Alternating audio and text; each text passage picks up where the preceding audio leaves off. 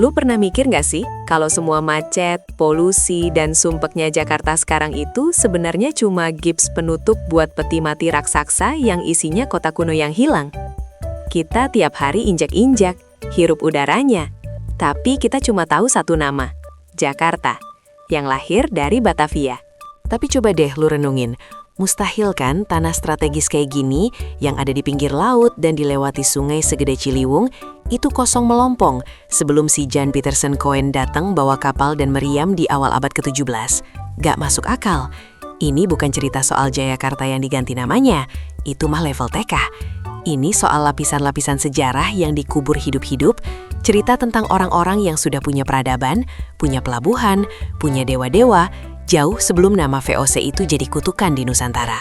Kita sering banget kejebak sama narasi kalau sejarah Indonesia itu dimulai pas penjajah datang, atau paling banter pas era kerajaan Islam dan Majapahit. Khusus buat Jakarta, ceritanya seolah loncat dari hutan belantara langsung ke kolonial Belanda. Padahal, wilayah yang sekarang kita sebut Jakarta, atau dulunya Batavia, itu adalah saksi bisu dari siklus naik turunnya peradaban selama ribuan tahun. Lo pikir kenapa para raja dulu rela mati-matian buat nguasain pelabuhan ini? Karena lokasi ini emas, kayak pintu gerbang utama yang menghubungkan Jawa Barat dengan Selat Malaka, jalur perdagangan paling ramai di dunia. Ini bukan cuma soal dermaga, tapi soal power. Coba kita bedah kenapa cerita ini jadi hilang. Waktu Jan Pieterszoon Coen, yang saking brengseknya dia dijuluki The Butcher of Banda, menyerang Jayakarta di tahun 1619, dia tidak cuma mengganti nama kota itu jadi Batavia. Dia melakukan cultural cleansing secara harfiah. Dia membakar semua bangunan yang berbau Jayakarta, menghancurkan benteng-benteng yang dibuat Pangeran Jayawikarta, dan yang paling parah, dia memusnahkan hampir semua dokumen, catatan, dan artefak yang bisa jadi bukti bahwa sebelum Belanda ada, sudah berdiri kota yang makmur di sana. Tujuannya cuma satu, membangun narasi bahwa Batavia adalah awal dari segalanya.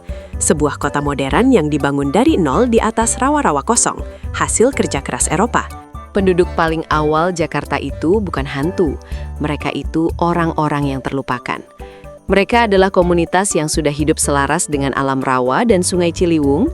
Mereka adalah pedagang-pedagang kerajaan Sunda yang membangun pelabuhan Kalapa.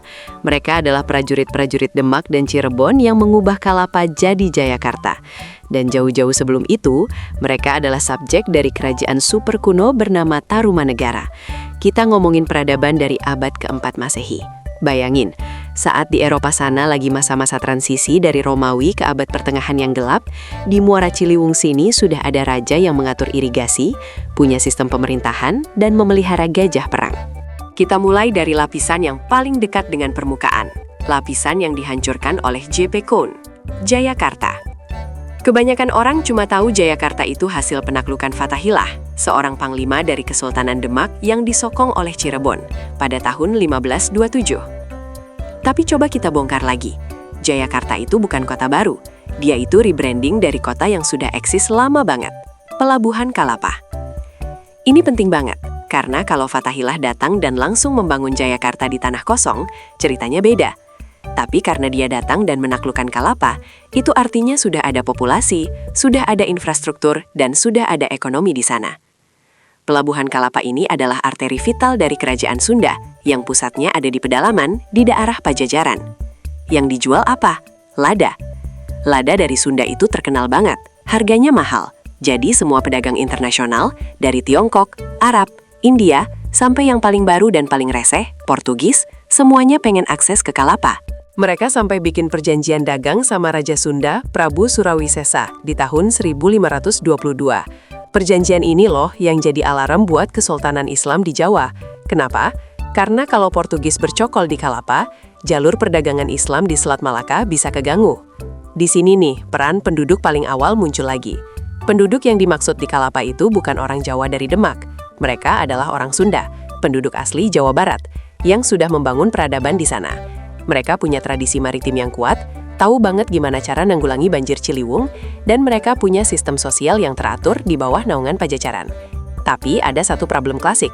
Raja Sunda di Pajajaran letaknya jauh di pedalaman, jadi kontrol atas pelabuhan Kalapa itu agak longgar. Ketika ancaman Islam dari Demak Cirebon datang, dan di sisi lain ada tekanan dari Portugis, penduduk asli Kalapa ini pasti berada di posisi yang sangat sulit. Cerita tentang Fathahillah dan penaklukan Kalapa ini adalah cerita yang dramatis dan penuh intrik. Kalau kita baca sumber-sumber lama, termasuk catatan Portugis yang dendam karena diusir, penaklukan itu bukan cuma perang terbuka. Ini adalah perang psikologis dan perang demografi. Fathahillah, yang oleh sebagian sejarawan diduga bernama asli Falatehan, atau malah merupakan tokoh fiksi yang digabung dari beberapa orang, itu datang bukan cuma bawa pasukan. Dia bawa ideologi baru yang saat itu lagi kuat-kuatnya, Islam. Begitu Kalapa direbut, namanya diubah jadi Jayakarta, yang artinya kota kemenangan yang gemilang. Intinya, penduduk paling awal Jakarta di lapisan ini adalah kaum maritim Sunda yang terdesak oleh konflik geopolitik regional abad ke-16. Untuk benar-benar memahami siapa penduduk paling awal itu, kita harus menyingkirkan dulu bayangan Jayakarta yang Muslim dan Batavia yang Eropa. Kita harus balik ke era Kerajaan Sunda. Kerajaan Sunda ini, khususnya di masa jayanya, bukan cuma pajajaran di Bogor, tapi merupakan sebuah konfederasi, sebuah sistem politik yang menguasai hampir seluruh Jawa Barat. Analogi gampangnya begini, anggap Kerajaan Sunda itu kayak sebuah perusahaan multinasional. Kantor pusatnya ada di Bogor, tapi gudang utamanya ada di pantai.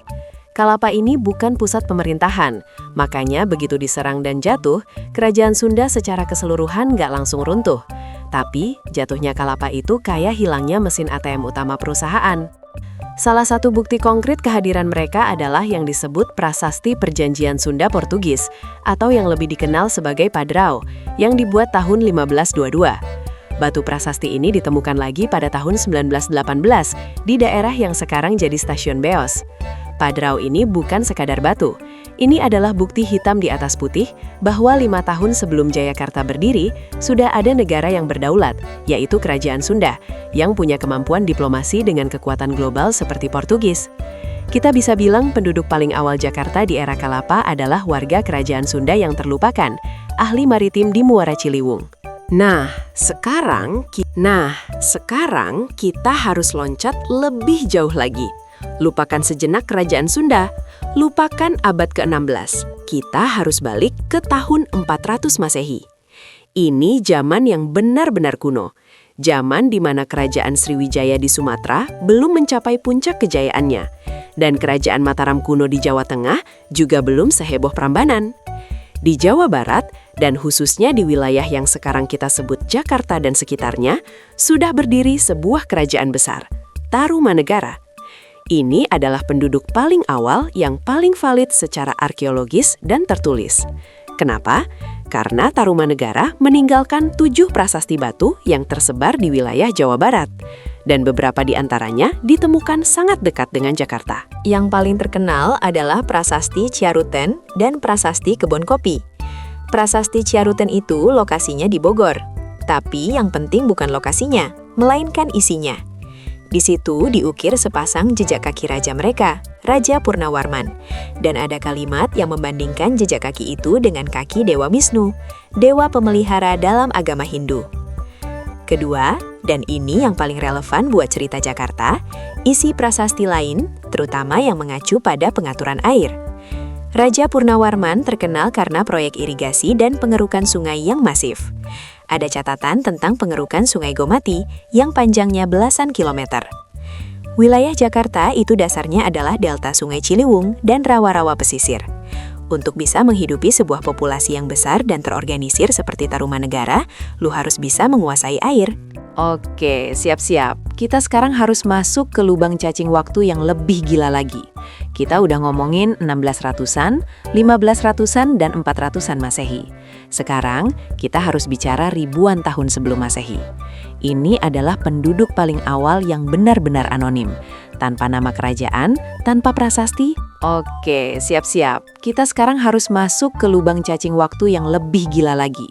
Kita udah ngomongin 1600-an, 1500-an, dan 400-an Masehi. Sekarang, kita harus bicara ribuan tahun sebelum Masehi. Ini adalah penduduk paling awal yang benar-benar anonim. Tanpa nama kerajaan, tanpa prasasti, tapi jejak mereka ada dalam tanah dan geologi. Untuk memahami era ini, lo harus paham konsep dangkalan Sunda. Bayangin, bumi itu kayak balon yang kadang kempes, kadang ngembang. Di zaman es jutaan tahun lalu, air laut itu surut drastis, sampai puluhan meter. Akibatnya, landasan kontiner Asia Tenggara itu nongol ke permukaan. Sumatera, Jawa, Kalimantan, dan Semenanjung Malaya. Semua itu nyambung jadi satu daratan raksasa.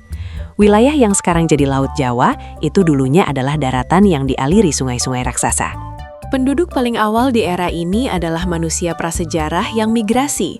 Mereka bukan naik kapal, mereka jalan kaki dari daratan Asia menuju ke selatan. Mereka mencari tempat hidup yang lebih subur, mengikuti jalur sungai purba itu. Dan jalur sungai itu kemungkinan besar melewati wilayah yang sekarang jadi Jakarta Utara. Jakarta itu dulunya adalah jalur migrasi utama. Apa buktinya? Meskipun sulit banget karena Jakarta adalah rawa yang asam dan udah dibangun sampai puluhan meter tingginya, para arkeolog menemukan beberapa artefak kuno di sekitar Hulu Ciliwung dan di area yang berbatasan dengan Depok dan Bekasi. Artefak-artefak itu berupa alat-alat batu sederhana, kapak perimbas, dan serpihan batu yang nunjukin kalau di sana pernah ada aktivitas manusia dari zaman batu. Setelah kita menyusuri siapa saja penduduk paling awal Jakarta, dari ribuan tahun lalu sampai menjelang kedatangan Belanda, sekarang kita harus balik ke pertanyaan paling krusial. Kenapa cerita mereka hilang dari ingatan kolektif kita? Jawabannya ada di tangan VOC dan proses lahirnya etnis Betawi. Begitu VOC melalui JP Kun menghancurkan Jayakarta tahun 1619, yang terjadi adalah sebuah operasi pembersihan etnis dan historis yang terencana dan kejam. Tujuannya adalah menciptakan ruang kosong, baik secara fisik maupun narasi, untuk membangun Batavia. VOC sengaja mengganti komposisi demografi.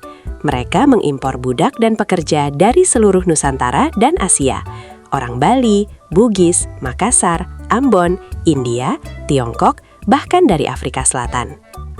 Dari percampuran paksa inilah, selama berabad-abad muncul identitas baru, orang Betawi. Etnis Betawi adalah hasil dari kreolisasi budaya dan bahasa. Tapi penting untuk dipahami, Betawi bukan penduduk paling awal Jakarta. Betawi adalah penduduk baru yang lahir setelah Batavia didirikan, di atas reruntuhan Jayakarta dan Kalapa. Satu-satunya yang tidak bisa dibakar oleh JP Kun adalah nama-nama tempat. Kita bisa melacak jejak penduduk paling awal melalui toponimi. Coba lihat nama-nama daerah di Jakarta Timur dan Selatan. Cipinang, Cilandak, Cijantung, Ciracas, Cikaleng. Ada kesamaan, semua diawali dengan suku kata Ci. Dalam bahasa Sunda kuno, Ci artinya air atau sungai. Ini adalah signature dari peradaban Sunda Tarumanegara yang hidup di sepanjang sungai. Jakarta adalah kota tua yang usianya jauh melampaui 400 tahun. Usia aslinya mungkin mendekati 2000 tahun jika kita hitung dari era Tarumanegara. Tugas kita adalah menggali dan menceritakannya lagi. Sekarang, setiap kali lo terjebak macet di Jakarta, setiap kali lo lihat sungai Ciliwung yang kotor, ingatlah, lo sedang berdiri di atas ribuan tahun sejarah. Sampai ketemu di episode Ngorek Sejarah selanjutnya.